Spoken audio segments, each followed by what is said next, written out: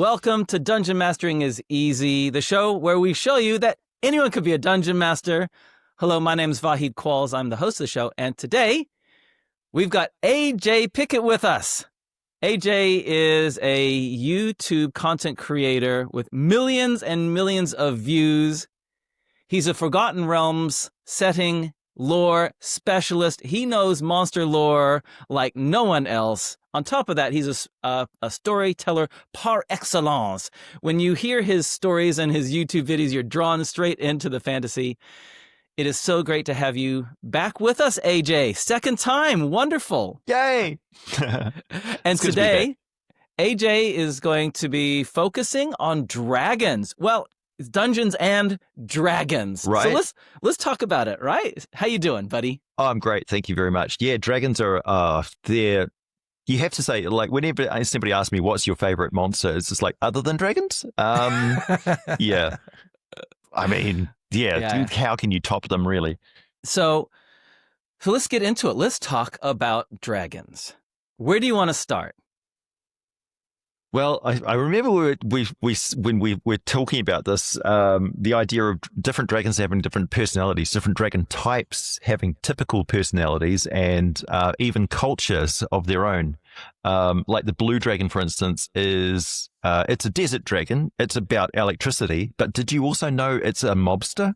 That it likes to have goons and surround itself with sycophants. Perfect example is Jabba the Hutt. If Jabba the Hutt was a blue dragon, you wouldn't need to change anything else about him. Order.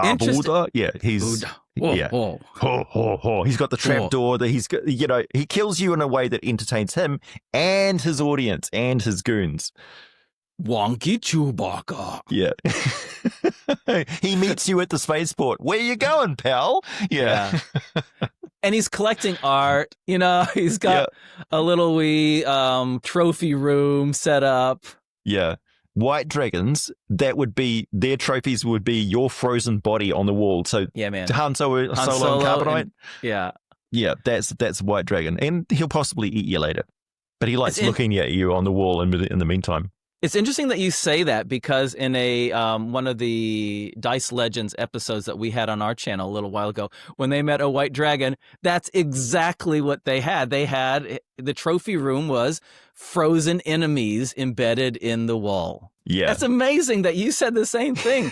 Is there some kind of like collective consciousness about this? There really is. Yeah, it's built up over years and years and years of all this literature, and it's crystallized into the most interesting and fun parts. So it's a very organic evolution of dragons as a thing, as an ecology, which allows you to sort of like get it together and present it to people and say, this is how people generally run, the most enjoyable way that they run dragons.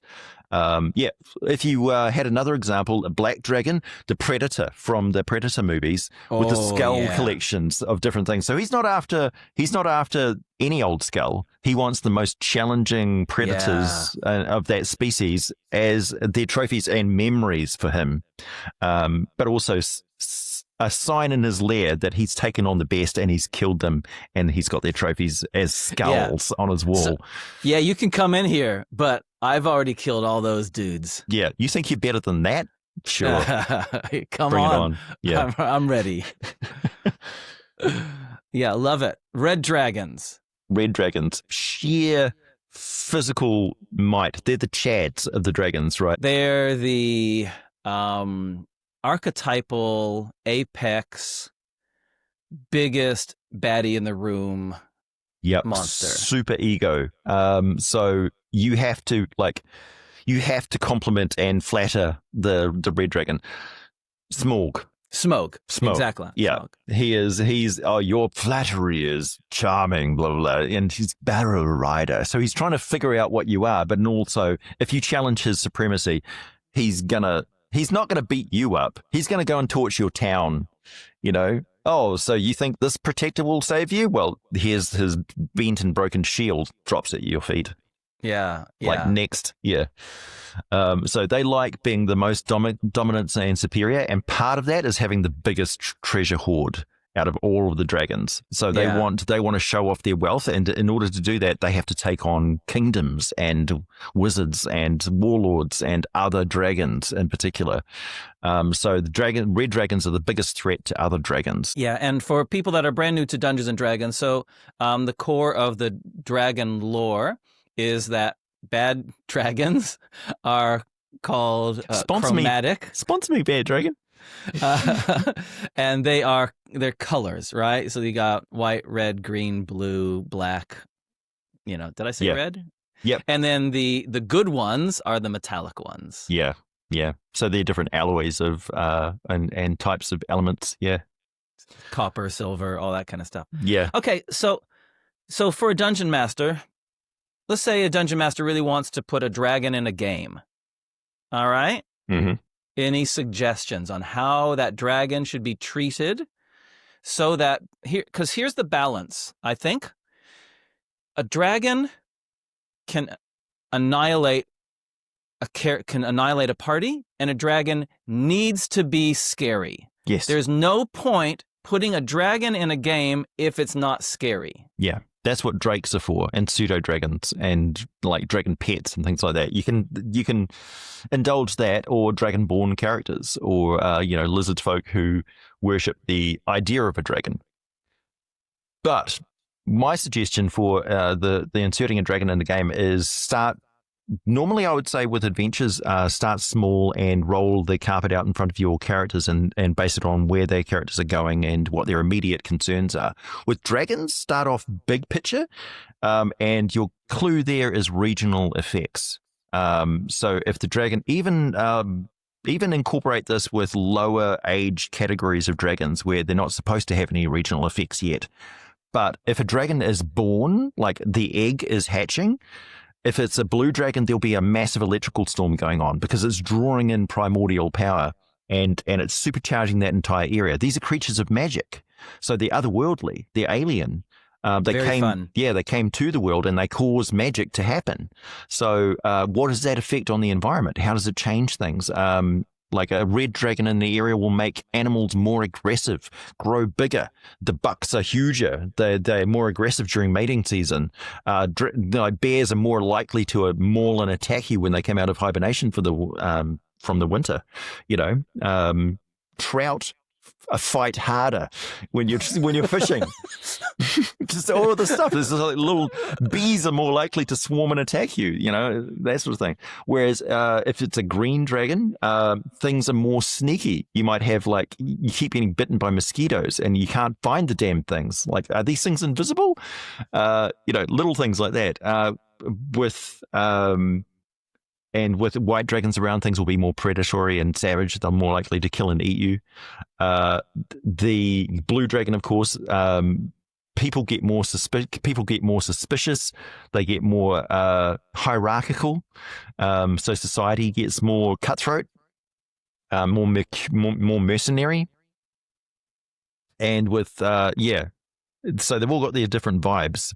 Yeah, that's cool. Because I've heard, we know that anyone that's played Dungeons and Dragons for a while or been a dungeon master with dragons knows that dragons are so powerful that not only do they have their own attacks, but they have these layer effects that can affect regions beyond their region. But to expand that is a really fun idea, AJ, to make that their impact is so pervasive that not only does it affect stuff like climate or growing of vines and things like that in the case of the green dragon, or the spread of a putrefaction in the case of a black dragon. Yeah.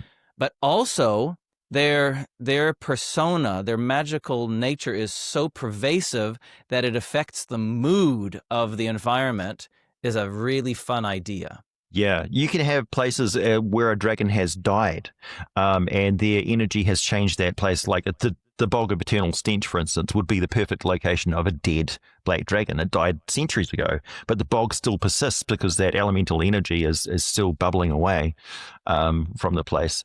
you might have an arena which was set up by a blue dragon, which is still famous to this day for the fights and things. I was like, oh, it's not anything like it was back when the blue dragon was in charge, but he got assassinated or something like that. Dragons are interesting because they're quite often of the material plane. They're not otherworldly creatures. They don't spend a lot of time out in the outer planes, generally speaking. So their afterlife isn't the outer planes. It's the material plane. So when they die, the energy diffuses back into the world quite often.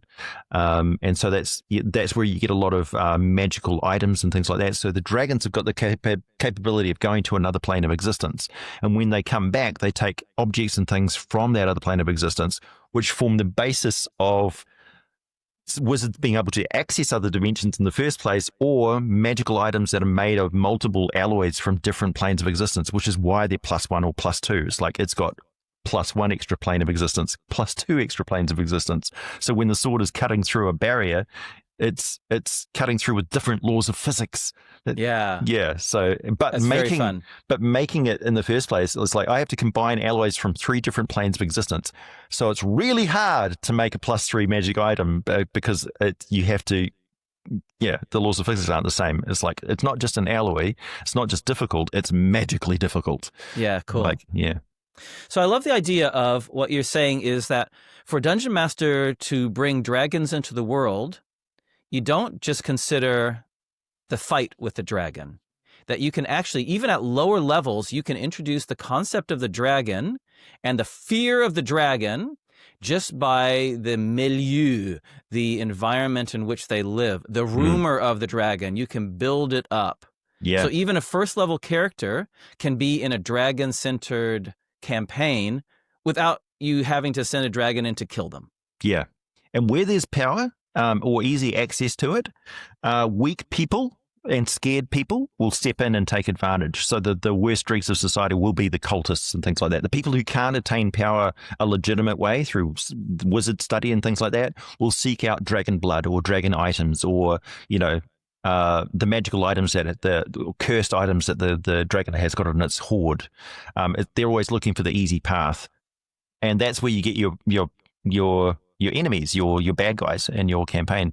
So they'll crawl out of the woodwork. So they become, the more established the dragon is, the more established the cult of belief, possible worshippers, failed attempts to kill the dragon, which has resulted in long-standing feuds or strange behavior in the dragon. So it's concentrating on this particular village because of, that bloodline of that hero who's chipped its tooth and made it look bad. That sort of thing. You can layer that backstory up and tie it into the intelligent life and cultures around them. Yeah, that's really fun. Love it. AJ is a monster master and has a whole bunch of other cool ideas about dragons coming up. Speaking of monsters, we want to tell you about the new book that Dice Legenz is making called You Need More Orcs. 100 plus pages of unique orcs you've never seen before with abilities you've never seen before. They're fun, fearsome, frightening. But not only that, there's sections on social structures, cultural practices, fortifications, sayings and expressions, orc name generators, and a whole bunch more. Head to the Kickstarter page, link in the video and podcast description down below, because you need more orcs. I recently read something on dragons which I thought was really helpful. And I will attempt to find this article again so I can put the link in the description of this podcast and video, in which the person who'd written the article said, don't put your players up against a dragon to fight them unless you're prepared for the players to die. Because to pull punches on a dragon weakens the very fabric of the game. They need to be truly frightening. Yeah. You want to impress, dress them to impress. So they should be well and truly scared of that dragon before it ever appears. Exactly like a lot of dragon, appearing, like the monster comes out and not right at the start of the movie, but usually you get a lot of forewarning of it. The huge footprint, shadow passing over them in the forest, and animals scattering. When you get to the lair, there's either no natural animal life around because they all know that dragon is death, or strange mutant things, or possibly encountering the young dragons really close to the lair because they're too scared of the parent, but they're not strong enough yet to venture out on their own. So they're picking off any scraps, and that's where you could really signpost how brutal the dragon is by you're fighting what you think is the dragon. You get the best of the dragon, and then the mama dragon lands and kills her weakest offspring, and says, "No, the fight's with me, not my idiot child." Yeah. It's like, oh no, yeah. And that's a double blow, because not only are the characters who have just had this difficult fight that you've set them up against, a challenge rating that's going to be difficult for them, but they've been able to do it. And then this big, massive mama dragon lands on them. Not only do they see that there's no possible way that they can defeat her, but you're also saying this creature is so nasty that it has no qualms about killing its own child. Yeah. Yeah. That also would be a really good point of like, okay, let's say the mum's gone out to go hunting or to deal with a rival dragon or the next mate, I don't know, and the child dragon has moved into the lair and is like playing king of the castle for the day and masquerading as the dragon, and in doing so slips up in their monologuing with arrogant boasting to the characters that there's a really powerful anti-dragon magical item in the treasure hoard. But they'll never get to it because you have to get past me, and they are almost past them and getting to the magical item. Then the mama dragon shows up. Now, because of that fight and your success in monologuing with the dragon and not just killing it straight away, you've got the key to killing the big bad that you wouldn't have had from the first place. And it also lets the characters know you wouldn't be able to do this without the magical item that the dragon had in the first place. Sure, love it. And so, if and when the characters face a dragon, because ultimately it's called Dungeons and Dragons. Ultimately, I think players, if they have their entire Dungeons and Dragons career and they don't face a dragon in combat, they'll feel ripped off. Yeah. So for dungeon masters that are planning fighting dragons, what kind of thoughts and tricks and tips, what do you suggest are ways of making those dragons effective and scary? Yeah, you don't go to Kentucky Fried Chicken for the bread and gravy. Yes. Well, first of all, they're highly intelligent, which is something which is difficult and I think challenging for a lot of dungeon masters to really convey, because the creature's got to be smarter than you as the dungeon master. So what can you do that, like, you're not super intelligent? Well, I'm not super intelligent.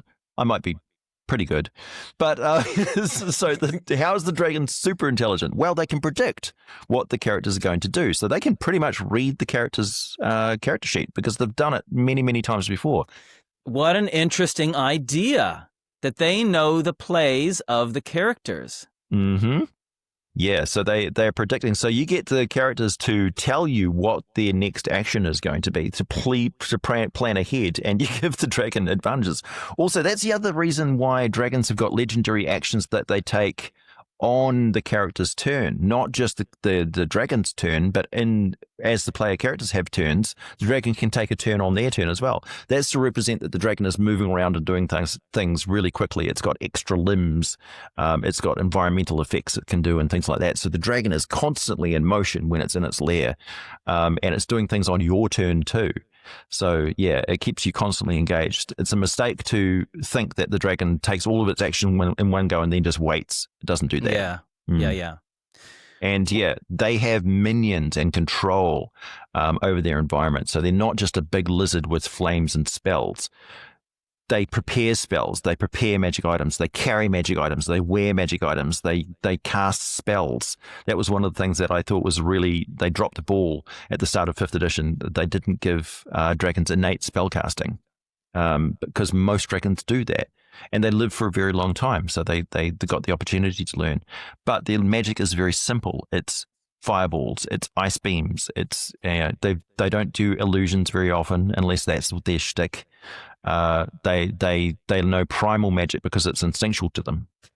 Yeah. One of the things that I like to do with dragons is they've got flying and they've got a breath weapon. Let's use it. Like if I drop a dragon right in the middle of people, the characters can go all around them. And can get all those attacks in. If the dragon flies by, especially the first couple rounds, to soften them up, get the dragon flying past them, breathing on them, whoosh. It recharges every 5 or 6 rounds. Fine, you stay out for 6 rounds. You come back in, whoosh, soften them up, and then go down. I think if you're going to put a dragon in, you got to be ready to kill characters. Yeah. Dragons also use their breath weapon for physics. So they're a big creature that has wings and needs to fly. And that requires a lot of muscle action to... Yeah. So pterodactyls and things like that would sort of glide, right? Or, albatross and stuff. They're ungainly on the ground. So what does the dragon use its breath weapon for? To lift. To get off the ground. So it's going to breathe fire, and then it's going to soar and lift over top of that fireball and ride it and it's going to circle around that plume of heat to rise up like a condor, and then it's going to dive down again and hit you with a terrifying attack because you might not see it coming because you're surrounded with smoke and flames. You don't see what's up above you, and then you hear it. You hear you hear it breathing in even as it's falling towards you. Love it. Yeah. They're super fun. Hey, this has been a great chat about dungeons. I've gotten some new tricks out of it. It's been really helpful. Thanks, AJ. Before to finish off our episode, we're going to do a regular segment called Accent on Accents. A lot of dungeon masters, especially that are coming into the game recently, have got an assumption that dungeon masters need to be able to do accents and voices. Now, this was not an assumption at all when AJ, I don't know about you, but when I first started, and probably when you first started, AJ, that wasn't even a thing. No. But with the rise of shows that are with cast members that are voice actors, of course they do voices. So we're going to do an accent on accents to show, you'll hear from me how terrible my accents are. You can choose my accent, and then I shall choose your accent. Okay. Is there any particular thing we're going to be reading? Well, I'm going to read The Red Dragon. Okay. Let's see, I'm going to grab a random Tome of Beasts 2 from Kobold Press and randomly opening up to the Lenorm. All right, hit me with an accent. What's my accent? Were we going to go with monstrous? So anything. Orcish. Orcish. This is my orc voice. All my orcs sound like this. They all sound like this. Adult red dragons, and they always hold their fists up when they're talking. I don't know why, but they do. Adult red dragons are tyrants that claim vast domains and might. What? I can't even read. Vast domains and might command armies of followers or significant magical resources. Red dragons rarely pay attention to the nations and claims of smaller creatures, and they might consider entire cities part of their realm. Very nice. I was so engaged I didn't even listen to what you're saying. Okay, can you read about this creature in a kobold voice? Oh, kobold. Yes, I can talk kobold. Wind Lenorms live near hydrothermal fissures located in the deepest parts of the ocean. Where they're not hunting, they can be found basking at their lairs, enjoying dark, warm waters of their homes. They are proficient hunters, whose diet includes varieties of sharks and whales, giant squid, dragon turtles, dragon eels, dragons eating dragons. Oh, no! Say it isn't true! Wonderful. So kobolds have some kind of Eastern European tone to their voice.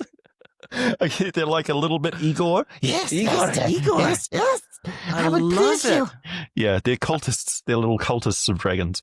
And so they're automatically Igors with a high voice. Yes. I love it, my precious. But they're very small, you see, very small. Hey, this has been super fun. Thanks so much, AJ. Can you please tell our audience how they can connect with you? On the internet. Yes, so I've got a YouTube channel. It's my name, AJ Pickett. Please come by and subscribe. I upload videos on a regular basis. I've got a fourthwall account for supporters. Those monthly supporters are always treasured. Anybody can message me anytime if they're a supporter for any sort of questions or campaign advice, custom monsters. I even do like quick research for them. And I also have a very active Discord, which is a great way to communicate with me and, hear about my behind the scenes stuff. Wonderful. The links for all of AJ's stuff, that is the YouTube Discord, will be in the video description and the podcast description below. Thank you very much, AJ. It has been a real pleasure having you with us. Oh, always a pleasure. It's great. Thanks, everybody. And if you want to support the Dice Legenz channel, please head over to our Patreon page. Again, the link is down below. You can follow for free. It doesn't cost you a single cent. Or there are 3 simple tiers of ways that you can financially support the growth and prosperity of our channel. We appreciate everything that our Patreons do for us. And that's all for today. Hey, we'll catch you guys next time. Catch you later.